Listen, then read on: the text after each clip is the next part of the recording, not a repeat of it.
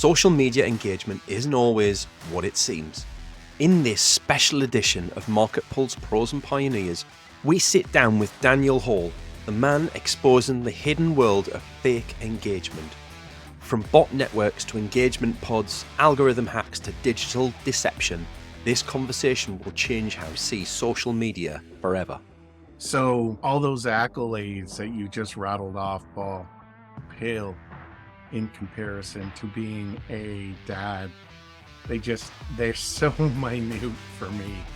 She had gone to her room and she came down with that picture and she's like, "Daddy, I am sorry. I am so sorry. Nobody's gonna ever remember your vanity metrics." Maya Angelou said, "They're going to always remember how you make them feel." I was adopted. Until I came into the Hall family, all I knew was just, you're nothing but a piece of shit and you won't amount to anything in life. So AI can be used for good and be used responsibly, but like everything, you just have to have balance. In order to be a great leader, you have to be a great follower. Success looks like helping people see social media with their eyes wide open. It's that simple. Just they talk about it and then others talk about it.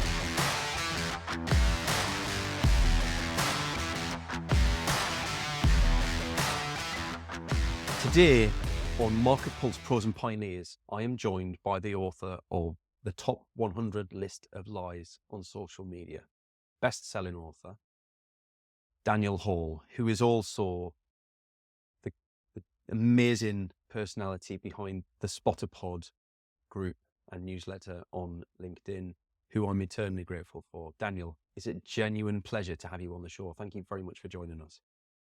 Oh, thank you so much, Paul. And thank you for everybody that's listening right now and taking time out of their life to make it about you and I and putting the human back in humanity. I'm going to give a bit of your bio and then I'm going to explain a little bit of how I found you in the first place. And this is a special edition. Anybody who's watching along, this is a special edition. So normally we do a half-hour chat with the guest. We've had some amazing personalities on the show, some amazing stories. But the reason I want to share so much time with Dan here today is because I found him through professional terms. So I found him through his activity on LinkedIn and what he does, and I'll explain a bit more about that in a moment. But as you can see from the wall behind Dan, he's so much more than that. There is a huge personal life behind him that I think we should share a little bit more information about at the same time. So I wanted to split this show in two halves, and I really don't think that we could have done either of the in a quarter of an hour, in a 15-minute session. It wouldn't do it justice. So I want to give us some breathing space. So I'm expecting this to record for about an hour. If you're watching along and you're finding this fascinating, feel free to just book this and come back to it. I don't expect you to watch it all in one go. There are some phenomenal truths and life lessons that you will pick up from this story that I cannot wait to share with you all. Well, Dan is a full stack Microsoft developer, data analytics expert, and the founder of Dream IT Software. And he's got a career spanning over 20 years. He's worked on high-stakes software development projects across industries, from aerospace to nuclear, right? His passion for programming started, and I love this because it's very my own story. I started at age 8 with a Commodore VIC 20, setting the foundation for a lifetime of innovation.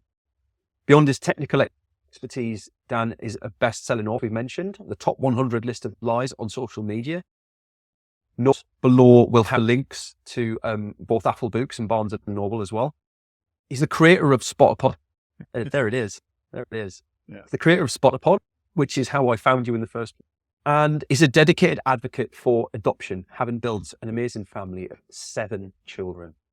It's a unique blend of data-driven problem solving and a deep commitment to human. He was his mission, as you said, to put the human back in humanity through technology. That is easily one of my favorite bios that I've had to read so far to date, Dan, and I know the truth behind it. We've swapped messages on LinkedIn for quite some time now. I think I probably found you about a year and a half, nearly 2 years ago. Like I said, the SPOTAPOD and newsletters, which Do you know what? I'm gonna leave it to you to explain SPOTAPOD and what that means for people, and we can get into it a little bit later once we've gone down the story of how you came to start that. So all those accolades that you just rattled off, Paul, pale in comparison to being a dad. They're so minute for me. And when we talk about SPOTAPOD, oh my gosh, that started as a temper tantrum for our 4-year-old daughter who was severely drug and alcohol exposed in utero. She's adopted.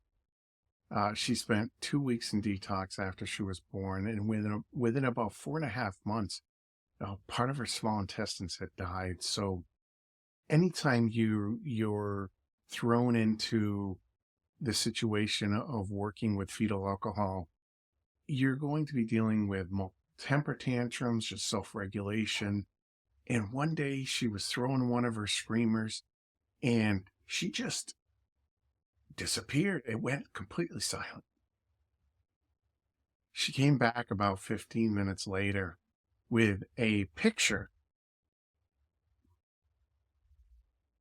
of her and I holding hands. And you can see by this picture, my mouth is huge, which means I was probably a little bit loud that day. And she came down with this picture. She had gone to her room and she came down with that picture and she said, "Daddy, I am sorry. I am so sorry." And of course, she got emotional, I got emotional, and she asked if she could hang it up on my wall back here. And I was like, and then the pictures just started rolling in. Some just because, and some because of, more tantrums. But oh my gosh, Paul, she was 4 and she knew that taking time out of her life to make it about somebody else was so impactful. So over the course of 3 years, I developed software to solve the vanity metrics. I can actually calculate how much time we're spending together in the comments on social media. But as I was writing the software and looking at some of the data, I noticed that there was a lot of artificial intelligence inside the comments.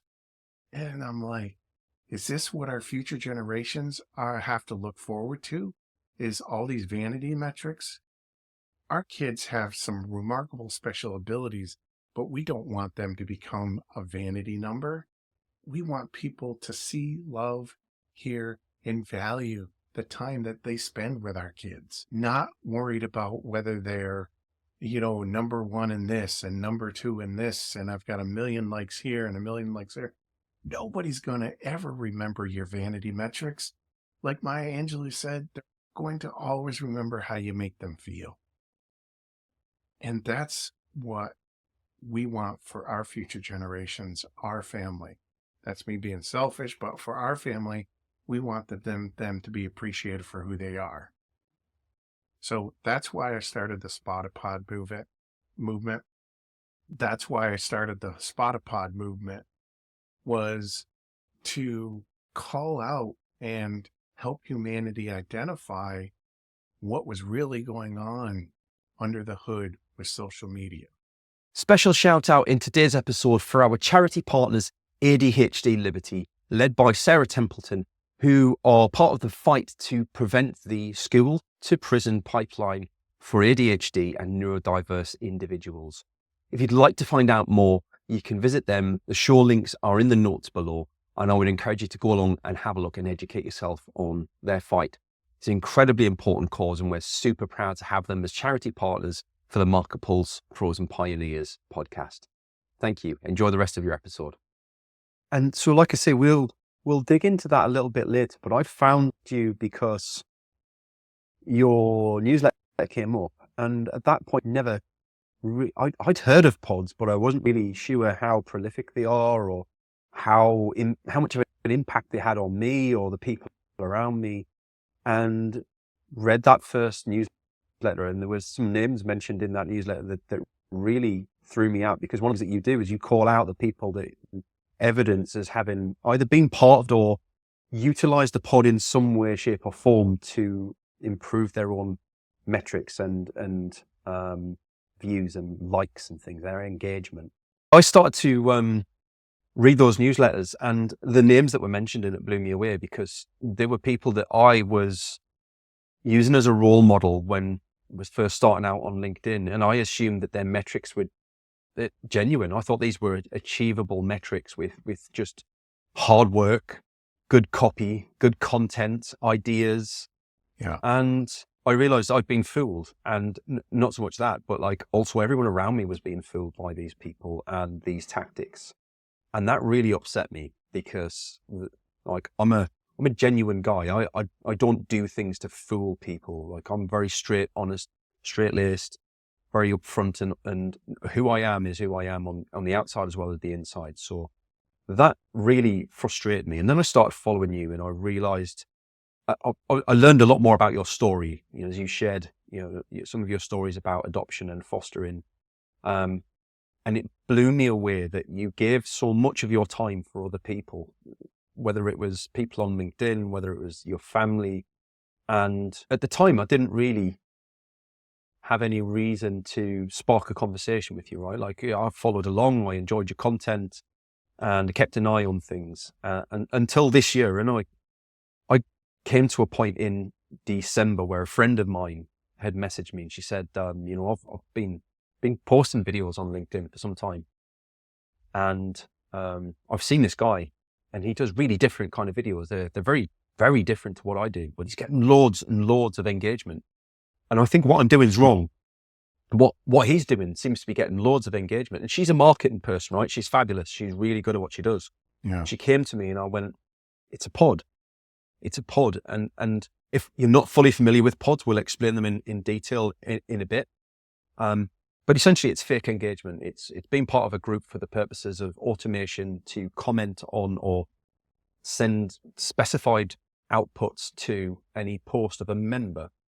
And as I pointed this out to her, she realized that she'd wasted an hour of her life looking at this guy's video, trying to dissect them and understand why he would be doing particularly well, when they were actually just YouTube videos. They weren't suitable for LinkedIn. They wouldn't have driven natural engagement. They were only there because. Yeah. And I sent her your profile and asked her to kind of follow along on SPOTAPOD. But that really got me thinking, I've got this new podcast and I'd love Dan to be part of it. So again, that's a bit of the journey as to how we ended up meeting each other. Let's go back to when you were a kid, right? That Commodore, the Commodore, right? Like that for me, I remember having an old Atari. And if I wanted to play games, I had to type them in out of the magazine that we got every month, record them onto a tape, some check them to make sure we hadn't put a dot instead of a comma somewhere, which we always had.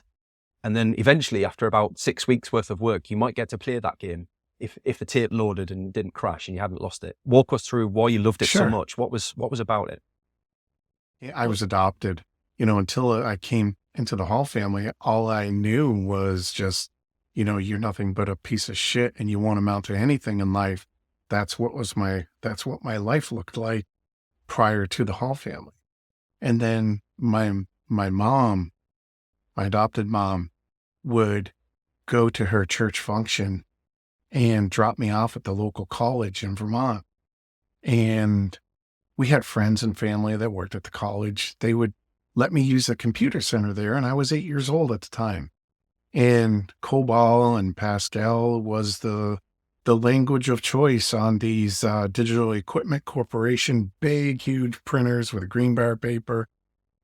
And I would sit there and come home with these reams of green bar paper. And my mom would sit there with me, bored off her ass, and just cheerlead for me. She'd be like, that is so cool. She didn't understand anything that I was doing, but that was the first time in my life that I had such a positive experience with another human being. And it just became the catalyst. The Commodore VIC-20, I had the little cassette tapes that went into the little tape drives hooked to the back of it and the big cartridges.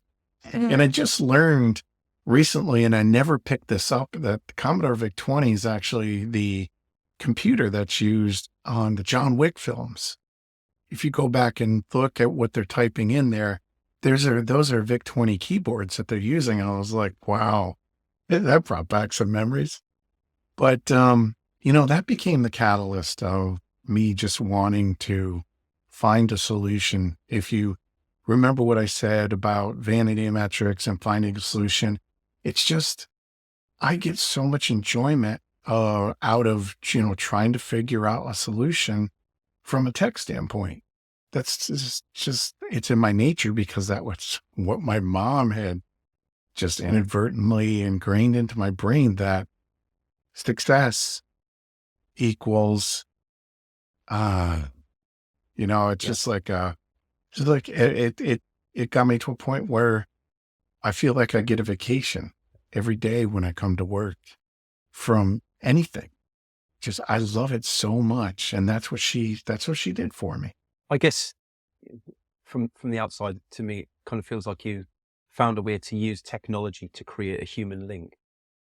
Not on Yes. purpose, but as a byproduct of what you did. And I think that's Mhm. fantastic. I love that. So then using that experience, where did you go from there? What was your career path then from that point? I became a Microsoft junkie after that. They got me that Commodore VIC 20, and I went through, the life cycle of computers that came after that, the TRS-80, the Radio Shack computers. Then they got me my first PC, which was an Amstrad. It was an 8088 processor. And that's where I started picking up GW, what they call it, GW Basic. And, it was just going through the iterations of what Microsoft had come out with in Windows, and the evolution of software back in the 80s, and having access to all that. My parents gave me access to all that, whatever it was, because they saw how much I was absorbing it. And they knew that it would just become a career path for me. And on the flip side of that, they sent me down the career path of music, which I absolutely loved as well. But I have dyslexia. So whenever I need to read something, like even the book, writing this was such a chore. And I thought it was a piece of crap until they actually started using to narrate it.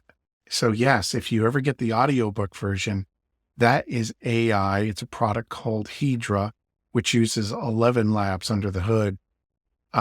It's AI narration. And I started writing music when I was 10, but I couldn't line up, because of my dyslexia, I couldn't line up the lyrics and the notes and everything. It was all just jumbled for me.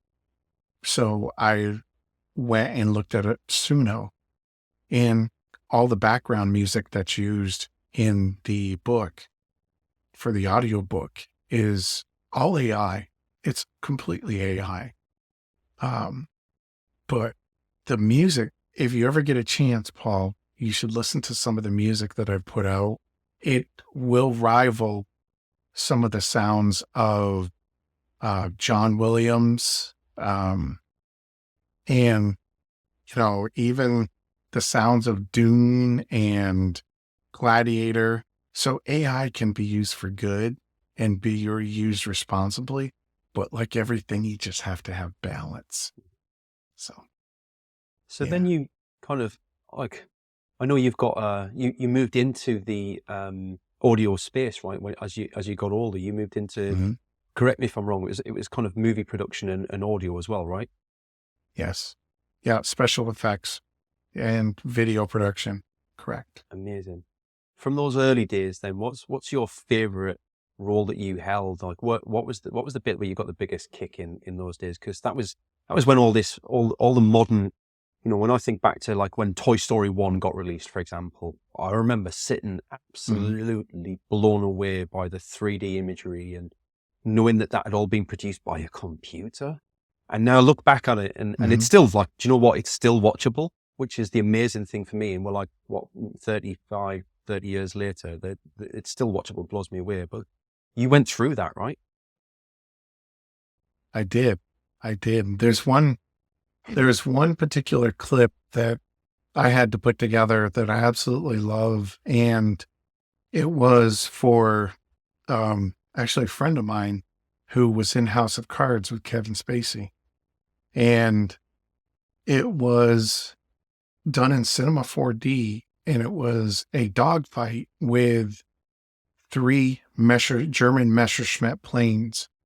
They were supposed to fly in the opening scene. They were flying in over the English Channel, and you would see the three Messerschmitt planes coming in, and then one would veer off. And it was kind of a storyboard for Talons of the Phoenix, who actually Darren got Costas Mandylor. If you don't know who Costas Mandylor is, he is one of the actors from Saw, all the Saw movies. So just being able to work with that caliber of people, people see me as like a tech junkie, but there's a lot of stuff that I do that I don't talk about and just don't humble brag about. So it's fun to have the opportunities to work on some of those projects like that, Paul. Amazing. And then I guess from there, coming into having your own family and moving from that process of being adopted to being an adopter, what lessons do you take from that for other people? That is an awesome question. I never wanted to be a dad of adoptive kids. Just never conceptualized that. My wife asked me one day before we were married, would you ever consider fostering and adopting children? I think she was trying to set me up, but for that path. And I'm like, oh, hell no. I don't want to have to parent a child like I was growing up. And she just has this way of reaching into your soul, my wife, reaching into your soul and capitalizing on the best parts of you and leaving the negativity behind, but also ensuring that she shows you a more positive outlook or positive, she gives you ideas of what can give you a better positive outcome than the path that you're going down. And she does that with me. She does it with her kids. And it's an amazing thing to watch. So I follow. I've learned to become an incredible follower of hers and her kids. In order to be a great leader, you have to be able to follow. You have to be a great follower. And my family and my wife are my biggest teachers. I would not change that for anything. And I actually am thankful that I was put on a path, in my early years to understand what trauma looks like. Even though I had to live it, I'm thankful that I did live it because now I have some understanding of what the impact is. So when I'm working with our kids and they're throwing their screamers, I can just sit back and listen with more than just my ears and take it in. And it's just, I'm thankful that she just holds my hand and leads the way because that's what I needed. So I'm sure that the question everybody at home is thinking now is, how do you go from not wanting children to having 7 and a huge family that you know what, as a dad myself, and like you, it is something that we gel over, is like my family is everything, right? And I came from a corporate world where I was working 16-hour days and working an hour away from home each way and expected to manage my days off around the business and cancel them at short notice. And very much for the first 3 years of my son's life, I wasn't around a great deal and my wife had to just kind of cope. And now having him, he's a 7-year-old and I've got an 18-month-old as well. I'm very, very grateful that I have my own business, that I'm able to work from home, that I live in an age where working from home is something I can do even. So I'm very, very grateful for all that, but I cannot for the life of me fathom 7 children in my house like that. I'm Yeah. good with 2. I'm like, I don't think there's much left of me after 2. It takes an incredible parent to have 7 children in one household. So what's the secret? My wife, she just, yeah, we got our first 2 where they came to us, our first 2, 2 little girls, 4 and 8, who are, 21 and 25 now, and they're getting ready to have their first children. And that was difficult. And then we had my great niece that was born, and that family needed help, and we couldn't turn them away, the family. And then my niece just kept pushing them out and pushing them out. And all of a sudden we went from 2 to 6. And,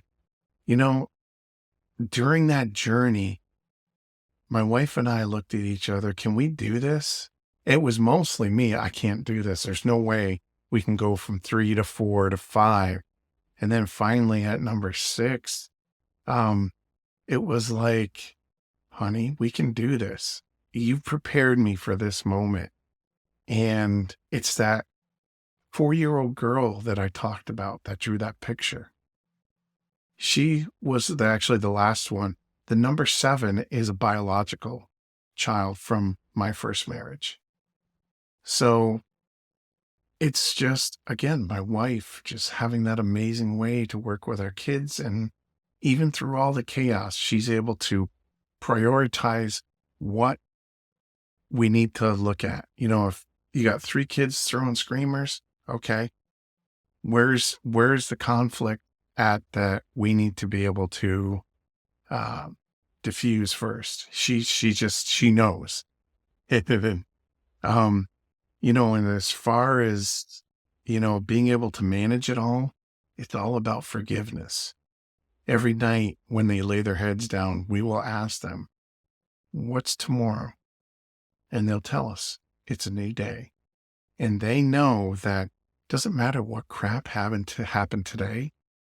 When they wake up tomorrow, my wife and I are going to be like, good morning, buddy. Love you, and it's a fresh start for them every single day. And that level of forgiveness is so important.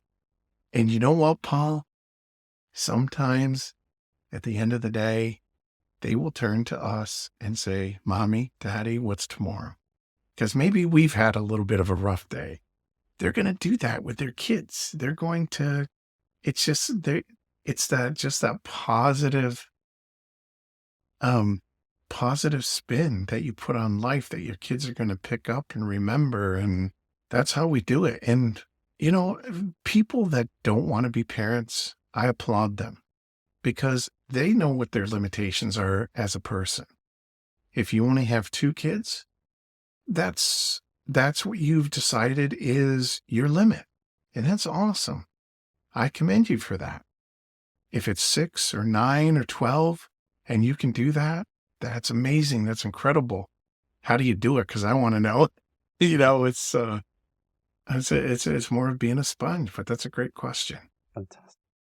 I've thoroughly enjoyed digging into some of these topics with you because I just think it's amazing to meet somebody who, like, let's be honest, from my perspective, I can see that everything that you do is aimed at helping make the world a better place, right? It's starting at home. Starting at home, yeah. But with the, knowledge that every decision that you make, every success that you have at home impacts on the wider world, and that has a ripple effect outwards. And I know that that's part of the reason why you then got so heavily involved in the SPOTAPOD movement, because the idea that people were lying to others in order to financially gain and to con other people into horrendous workloads. Let's be honest, like, because some of the answers for, some of these people at the top of the pod chain, I'm going to call it, right? I'm going to coin a new phrase, but the pod chain, some of these influencers at the top are selling courses for like $69 or $79. Come buy my course and I'll teach you how to be amazing at LinkedIn. And I know loads of people who've bought these courses and almost ran themselves into the ground trying to follow the tactics that don't work, because they're tactics that these people use now, as opposed to, or have an army of people to do for them, as opposed to them trying to do it themselves back when they first started on LinkedIn. You know, and you can use that celebrity status, that influence that you have once you've got so many thousand followers, to gain traction with ideas and themes and courses much faster than you can when you've got 1,000 followers or you've got 2,000 followers, right?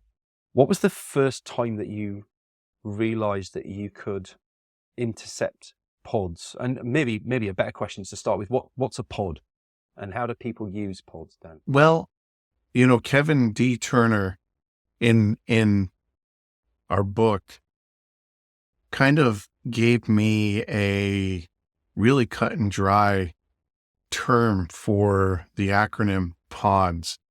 He said pods are, you know, the old performance enhancing drugs, you know, back in the day.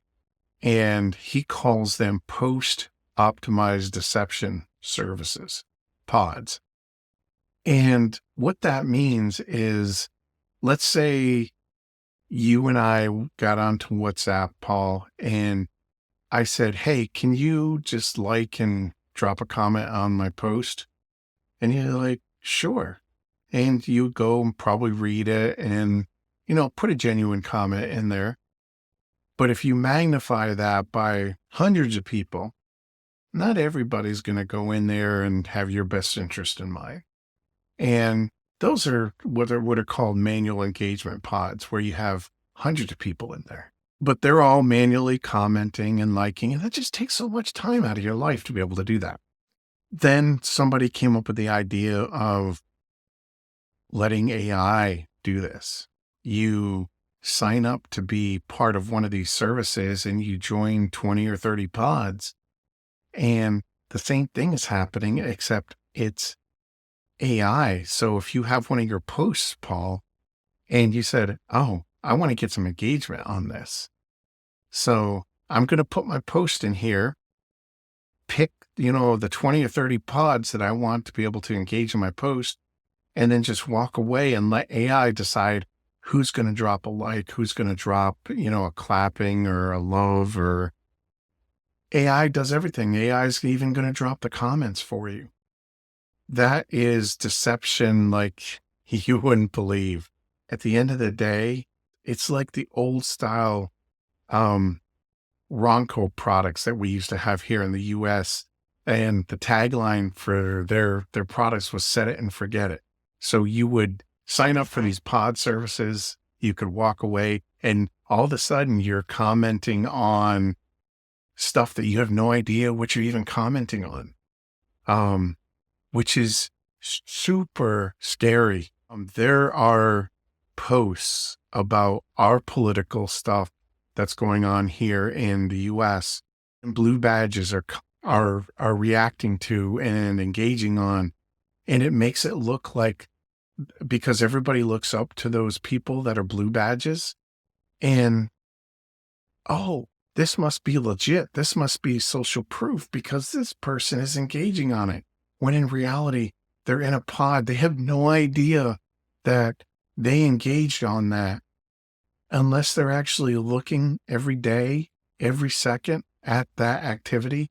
They have no clue because it's there and then it's gone because they're engaging on something else. Yeah. You could lose your business. You could destroy your brand. You could end up in jail by engaging on something that is nefarious, is disinformation. But you know, you start out with you and I being in a pod, hey, yeah. But then when you magnify it, you know, and people just don't have your best interest in mind, it's super scary. And that's not a world that I want our future generations to grow up in. The scariest thing for me is that you also identified that some people out there don't even use the pods themselves, right? They're a pod kingpin. and they're using their Correct. influencers and followers to engage with the pods on their behalf, which is even, it just takes the deception to that extra level because they're protecting themselves and using other people, right? And they're also, those blueprints and all these different groups, parties, communities, cohorts, whatever you want to call them. They'll get people to sign up, and they will make them think that, you pay them the money, and then they turn around.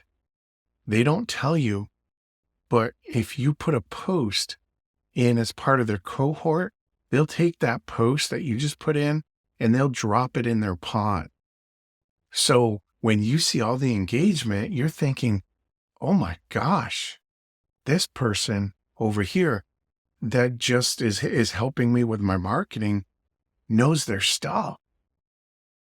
But the moment that you stop paying them, they will take your content out of those pods and it will drop. But you have no clue. Yep. You have no clue. Those are the connection kingpins and queenpins that you talked about. They'll find those digital marketers and make some unholy agreement with them that they have to, post 4 or 5 of their or share 4 or 5 of their posts per month in their pods. It doesn't look like those king or queen pins are in pods, but their content is still getting that engagement because, 10 or 15 creators are putting their content in their own pods. So you'll never find them in a pod, but you'll always see that engagement there. And once you start seeing how fast it comes in, you'll know right away. If you have within 30 minutes, 1,000 likes or, a couple hundred comments, it's not possible. You can post that at the same time every day, but yeah, you're posting it at the same time and dropping it into pods. Yep. Yeah. Yep. And like, you can prove all of this too, which is the interesting thing for me is like, I'm always skeptical of people when they claim these things because like everybody has their own ulterior motives these days. And it almost becomes a point to where like, how cynical do I have to be to survive? But I've seen you, like, I know enough about tech to understand the basics of how you do what you do. But you've got a whole database of people that you can prove, you can evidence, you've got their post, you can identify the receipt that went with it to prove that it came through a pod, all those sorts of things, right? I mean, I never will throw or call out anybody unless I have what I call social proof. Yep. And that's not going in and hacking these platforms. It's just observing the traffic that's coming back to my system. That's legitimate traffic. If I navigate, I'm in thousands of pods, manual and automated. So if I go and I look at a post, like if I went in today and pulled up Link Boost, navigated to the pods that I'm in, pulled up a post, that sends all the data back down to my computer, which I can then collect about that post, which includes everybody that engaged on it. It includes the creator that pushed it out, the digital marketer that pushed it out, and it also includes the actual link to the post. And the hilarious thing about this is it includes the AI comments that are used.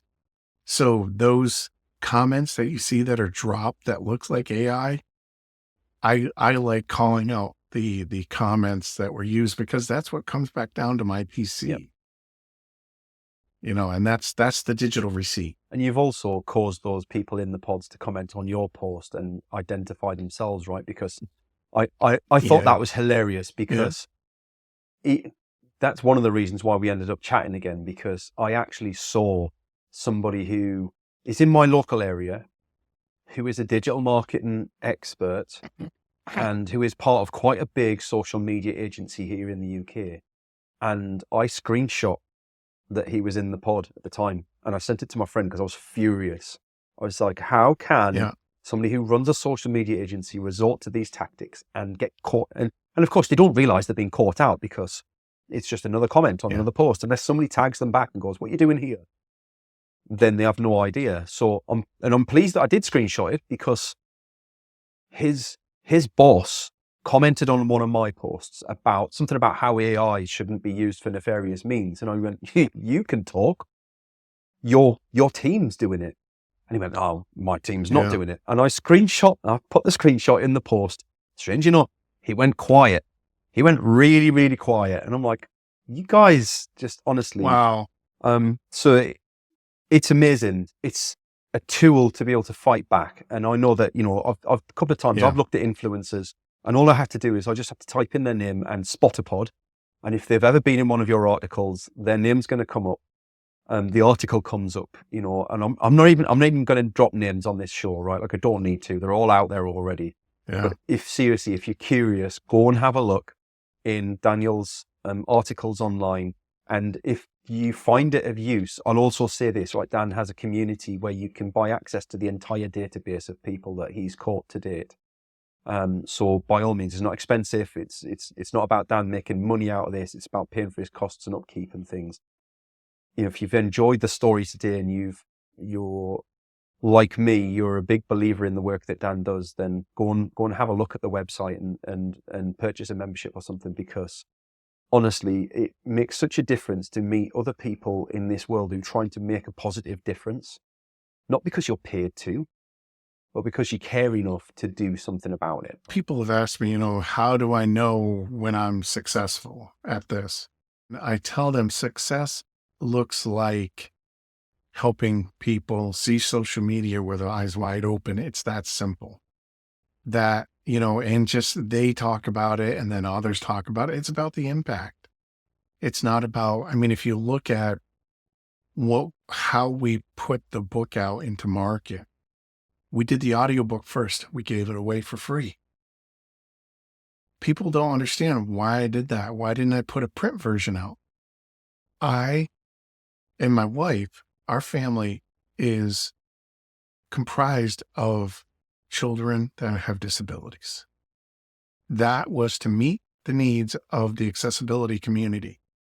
The audiobook was out there. It was for free.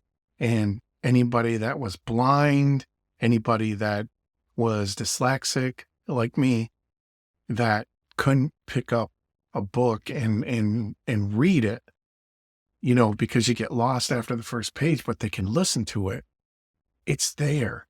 Then after that, just, putting out the ebook and everything, for free. And it's interesting because the best selling part of this is people paying for it. That's been the biggest seller, is just people want the printed copy, just to have the printed copy. And I never expected that, Paul. I wanted them to be able to be impacted and to learn, don't sit there and just keep grilling yourself why your content is not performing well. You're doing the right things. Just keep rinsing and repeating and learning from your process. Not everybody's content is going to be your content. Your content is your own. You're going to meet the needs of your community only. You're not going to meet the needs of the masses. It's never going to happen. Yep. But if we can help people see the other side, the dark side of this, then that's what success looks like. As a bit of advice for people who are out there who are now perhaps beginning to open their eyes a little bit to what's going on let's be honest, it's not just on LinkedIn. Like, I'll be clear on that. This is not just LinkedIn. This is Facebook. It's all of the social media platforms. No matter where you go, this automated engagement happens. How can I, as a non-expert, get some idea of whether somebody's working using a cheat code? How do I know that they're part of a pod in some way, shape, or form? The biggest telltale sign is, and I always say the devil's in the details. You can have somebody that has the big reactions, really a whole lot of reactions, a whole lot of comments, but the consistent telltale sign for me is the shares and who is sharing that information. if you drill down into those reposts or those shares and you just keep, it takes a little bit of time, but if you keep scrolling to the bottom of that list and you see that, the creators reposting it, you maybe the next 5 or 10 reposts are from accounts that have like 10 or 15 connections, then that that's probably an engagement pod. So you have to do the legwork. Most of the stuff on Facebook, the crap that you're seeing that's AI, is all pushed through engagement pods. And I'll sit there and on those posts and I'll say, you do know it's against the law to use fake engagement, on social media, right? No, that's not true. Yeah, it is. The Federal Trade Commission passed that law on October 21st of 2024. It's against the law to use that in the US, to use fake followers, fake reactions, fake engagement, period. Yeah. Amazing. So my take on this and what I might suggest to members of the audience who's watching this, like if you're out there and you're comparing what you're doing with someone else, which I think is a danger anyway, right? Like ultimately you're in a race with yourself, like compare with yourself and get better based on your own. And if you do find somebody that you want to role model with, reach out to them and have a conversation and find out how real they are, right? And you'll figure it out pretty quickly, because I can guarantee there's no substance to a lot of the people that are getting thousands of comments and likes. But more importantly, if you're in any doubt that they're in a pod, and you have to ask yourself the question, are these people in a pod because their engagement is so amazing? Probably they are. Without the research, you can't prove it, but let's assume that they are and move on and just get on with your life. The most horrifying thing for me is if I look at my friend that I talked about in December, and she wasted an hour of her time trying to figure out why her videos weren't performing as well as this guy. We multiply that across how many people are using LinkedIn even just on its own, like 4 billion, something like that. It's a ridiculous number of people. Yeah, 1 billion, but 25% of those are fake accounts. And it's not just me saying that. I was saying that last year, but there's a company called Lunio that has done all kinds of research behind it. And I think they came up with like 24.7%, which was pretty accurate. And I said 25% because Michelle J. Raymond from Australia had said, she's been approached by multiple, maybe Kingpins, and they're telling those people to create 20 to 30 fake accounts to drive their business funnels and to put those fake accounts in pods. And it is true. One of the posts that I'm working on now is there's like 20 or 30 fake accounts called James Brown. They're on Lempod. And I was just, and those fake accounts are driving engagement for some of those connection king and queen pins, which is pretty hilarious. It baffles me. That's the level that we go to in order to fake success, when actually what we should really all be focusing on. The irony is, like, I know some people that work with top LinkedIn influencers, and I'm going to use quote marks for the influencer part, because they've got hundreds of thousands of connections, or followers rather, and are still struggling to monetize their LinkedIn, because ultimately it's a bunch of bots that are following them, or people who don't care what they have to say, or they're in the same space and they're a competitor, or all of these crazy things. And like the whole digital engagement is just not achieving anything other than ripping people off, conning people out of money, and wasting so much time for so many good people. And like I say, I get people come to me and all the time, Paul, I want to launch a podcast, and I want a podcast with millions of followers. I want to monetize it. I want to get thousands of views on YouTube. Like you've got 3 ways you can do that, right? You can either be a celebrity right now. Are you a celebrity? No, I'm not a celebrity. Okay, well, your celebrity status is out the window, so we can't use that one. Number 2, you can put thousands and thousands of dollars behind it and pay for paid media adverts. Can you do that? No, I can't do that. Okay. Your third option is automated engagement then, and fake your engagement, which all of the podcast platforms will be able to identify, by the way.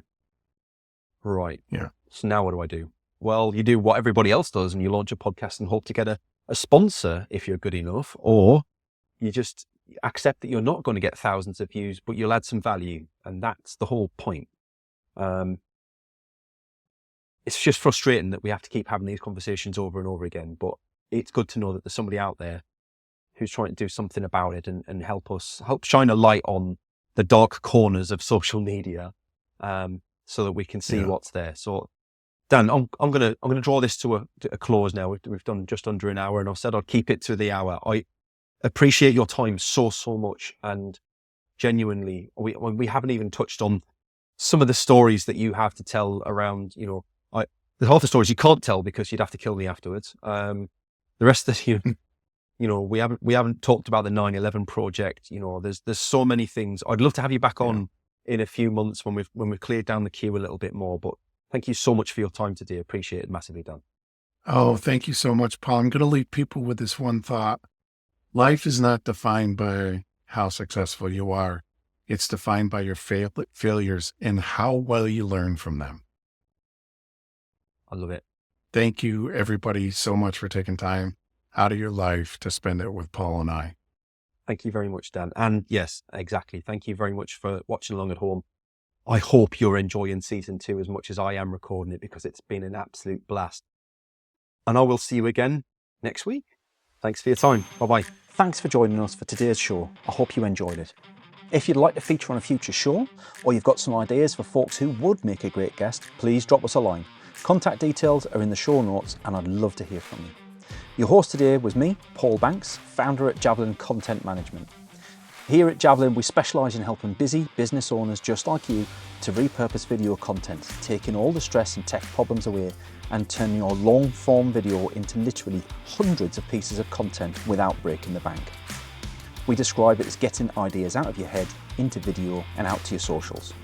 If you want to launch your personal brand, become the vendor of choice for your audience, or maximise your sales revenue impact, we'd love to hear from you. Join us next Wednesday for the next episode, and don't forget to subscribe and give us a review. Our podcast is only possible with your continued support.